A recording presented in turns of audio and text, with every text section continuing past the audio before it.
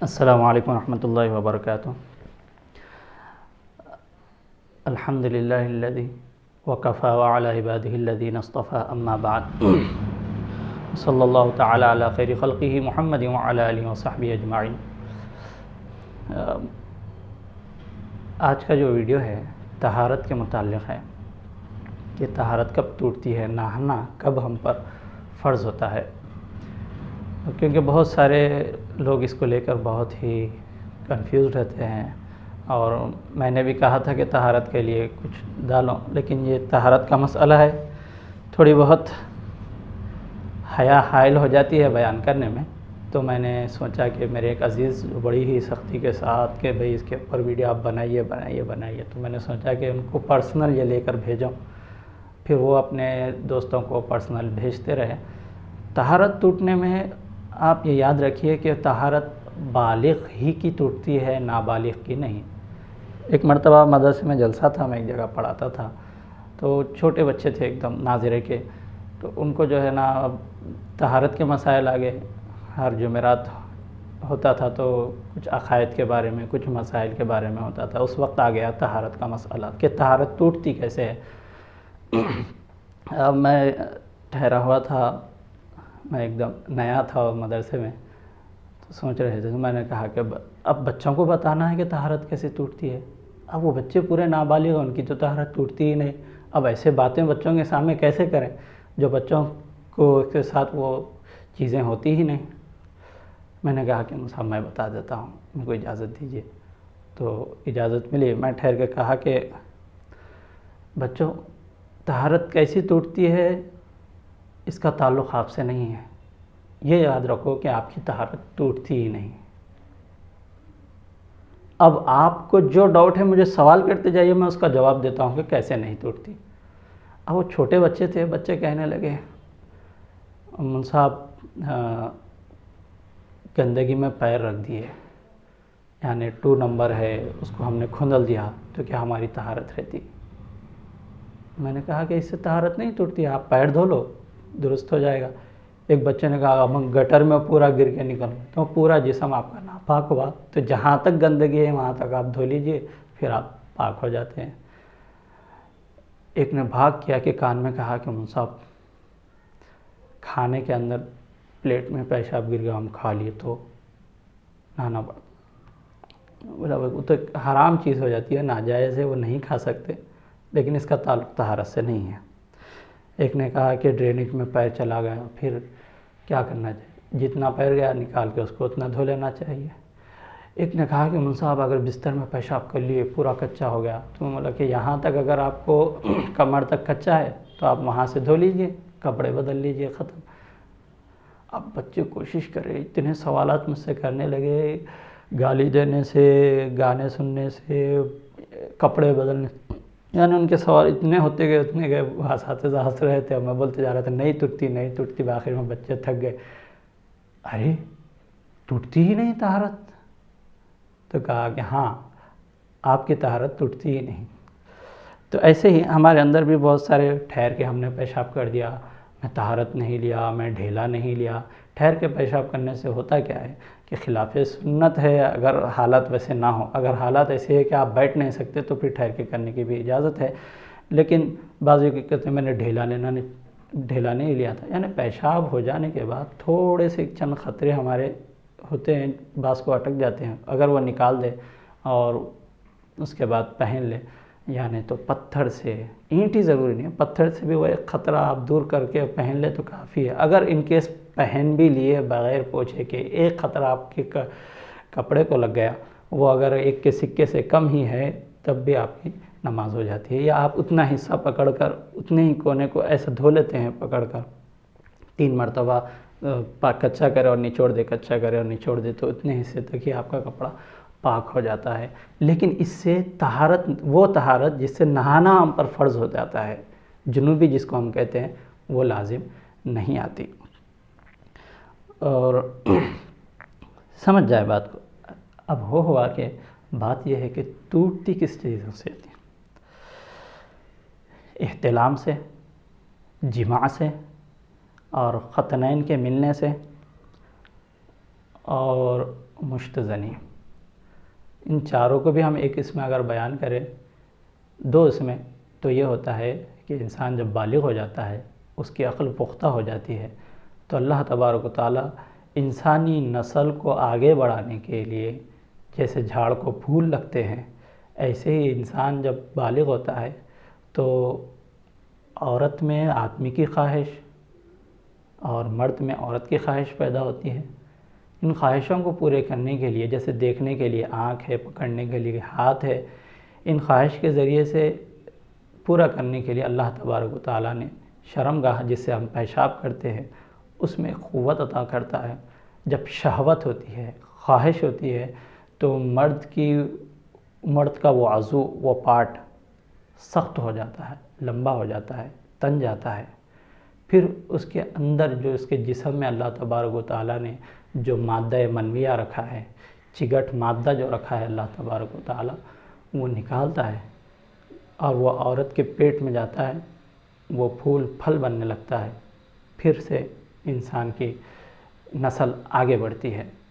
یہ ایک بہترین نظام اللہ تبارک و تعالیٰ نے بنایا ہے، لیکن یہ ایک شرم کے دائرے میں رہ کر ہوتی ہے، تو یہ ایک اسلامک زندگی اور کامیاب زندگی ہے۔ اگر اس میں بہرا روی بڑھ جاتی ہے تو بہت ساری تباہیاں آتی ہے، بہت ساری بیماریاں بھی آ جاتی ہیں، یعنی دنیا و آخرت تباہ ہو جاتی ہیں۔ تو ہم کو چاہیے کہ وہ جو عضو خاص جہاں سے پیشاب نکلتا ہے، جب بالغ ہو جانے کے بعد انسان کے اندر چگٹ مادہ اس کی پیٹھ میں بنتا ہے، جب وہ بڑھ جاتا ہے تو اس کی خواہش ہوتی ہے، جیسے بھوک لگنے کے بعد کھانے کی خواہش ہوتی ہے، جیسے بے چینی کے بعد الٹی ہو جاتی ہے، تو وہ جب نکلنا چاہتا ہے تو ہمارے اندر عورت کی خواہش پیدا ہو جاتی ہے۔ وہ خواہش اگر کبھی خواب کے ذریعے سے نیند کی حالت میں ہی عضو تن جاتا ہے اور خواب پڑتا ہے، اور وہ منی جو مادہ ہوتا ہے وہ پریشر سے نکلتا ہے، پریشر سے کودتے ہوئے اچھل کر نکلتا ہے، اس کو منی کہتے ہیں۔ اس کے اندر بھی یہ جو چگٹ مادہ مرد کے اندر ہوتا ہے، اس کی بھی قسمیں ہیں۔ یہ چگٹ مادہ کے بھی پیشاب کرنے کے بعد ایک دو قطرے نکل جاتے ہیں، ایک دم وائٹ نہیں ہوتا، وہ ٹرانسپیرنٹ کی طرح، پانی کی طرح ہوتا ہے، مگر چگٹ ہوتا ہے، اس کو ودی کہتے ہیں۔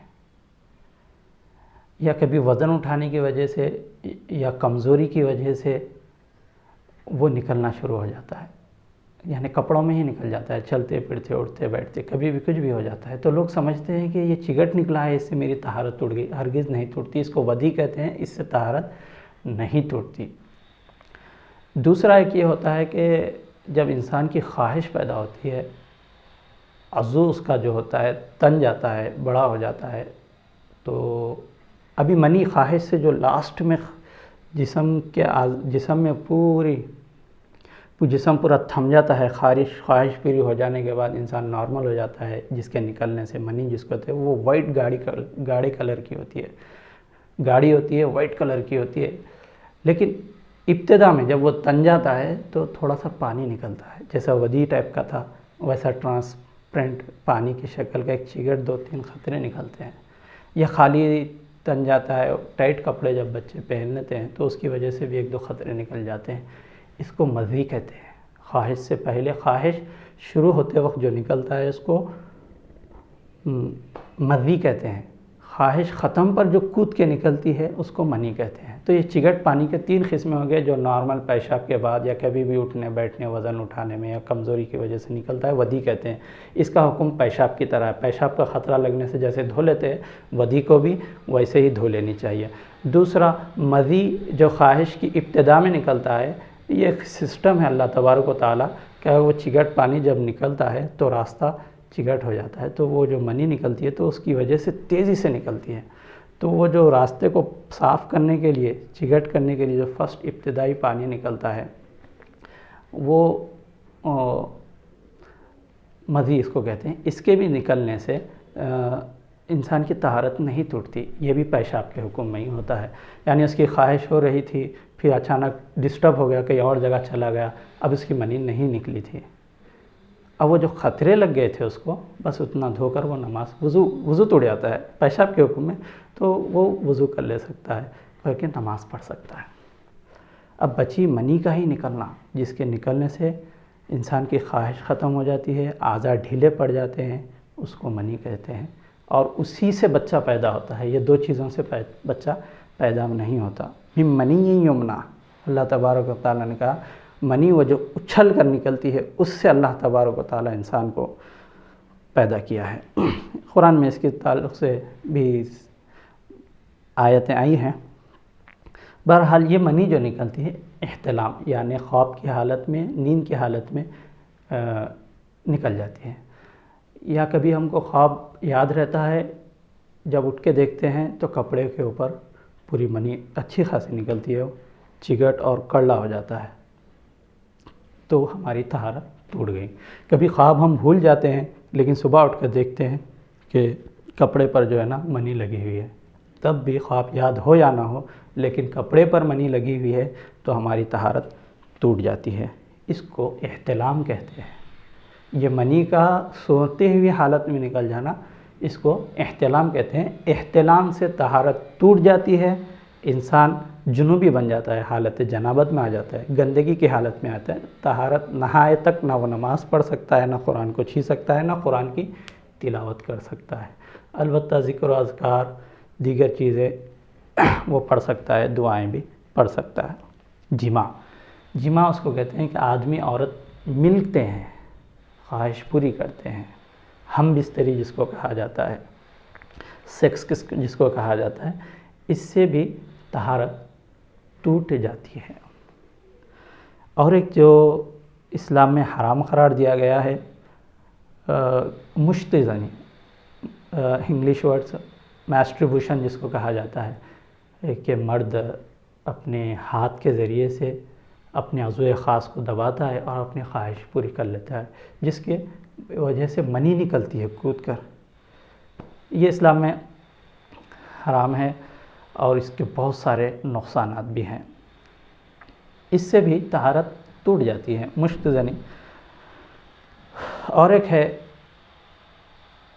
ایک جو ہے وہ یہ ہے کہ مرد کے عضو خاص، عورت کا عضو خاص، جس طرح پین کیپ کے اندر چلا جاتا ہے، تو جو ختنہ کا حصہ ہے مرد کا، عورت کی شرمگاہ میں چھپ جائے، بس اتنا سا چھپ جائے اور وہ نکال لے، ایک سیکنڈ کے لیے ایسا ڈالا اور نکال لیا، تو یہ دونوں کیا مرد کی شرمگاہ، عورت کی شرمگاہ میں ایسا ڈال کر نکالنے سے ہی طہارت ٹوٹ جاتی ہے۔ یہ ایک مسئلہ یاد رکھیں۔ باقی تین احتلام، جماع، مشت زنی، اس میں تو منی نکلتی ہے، لیکن ختنین کا ملنا کہ بس اتنا سا اندر گیا اور نکال لیے، ابھی خواہش پوری نہیں ہوئی، تب بھی طہارت ٹوٹ جاتی ہے۔ بس یہ اتنے ہی ایک چار چیزیں ہیں، اس کا ہم کو خیال رکھنا چاہیے۔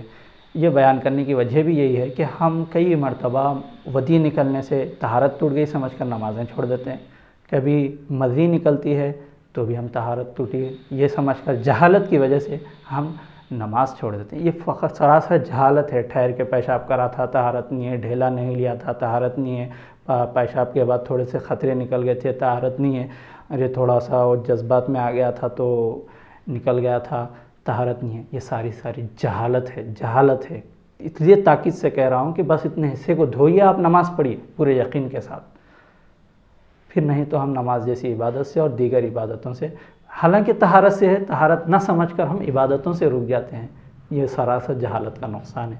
یہ چند باتیں تھیں میرے ان عزیزوں کے لیے جنہوں نے خاص طور سے یہ کی تھی، تو میں آپ کو یہ شیئر کروں گا، آپ اپنے خاص لوگوں کو بھیجیں۔ السلام علیکم ورحمۃ اللہ وبرکاتہ۔